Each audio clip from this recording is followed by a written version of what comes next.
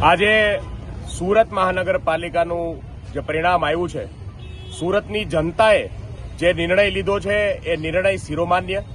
અમે આ ચૂંટણીની અંદર આમ આદમીના લોકોના મુદ્દાઓ ઉપાડી મુદ્દાની રાજનીતિ કરી અને ભારતીય જનતા પાર્ટી સામે મક્કમતાથી આ ચૂંટણી લડ્યા છે. આ ચૂંટણી સમગ્ર વ્યવસ્થાની સામેની ચૂંટણી હતી. આમ છતાંય સુરતની જનતાએ આમ આદમી પાર્ટીને ખૂબ જ મોટા પ્રમાણમાં મતદાન કર્યું છે. આમ આદમી પાર્ટીની ઘણી બધી પેનલો જે છે એ બહુ ઓછા માર્જિનથી અમે હાર્યા છે અને યોગી ચોકના 17 નંબરના વોર્ડમાં આમ આદમી પાર્ટીની આખી પેનલ જીતી છે. એટલે સુરતની અંદર વિપક્ષ તરીકેની ભૂમિકામાં આમ આદમી પાર્ટી રહી છે.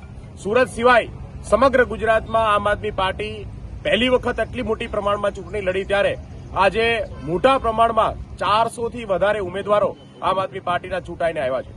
અમે સુરતની જનતાનો આભાર માનીએ છીએ.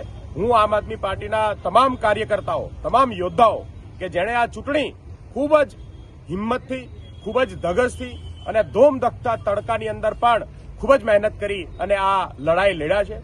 તમામ કાર્યકર્તાઓને સૌને અભિનંદન પાઠવું છું અને આવનાર 5 વર્ષ માટે આમ આદમી પાર્ટી સુરતના મુદ્દાઓને ઉપાડતી રહેશે. આમ આદમી પાર્ટી સુરતના લોકોના અધિકારો માટે લડશે એવી બાહેધરી સાથે સુરતની લોકોની સેવામાં અવિરત અમે કામ કરતા રહીશું.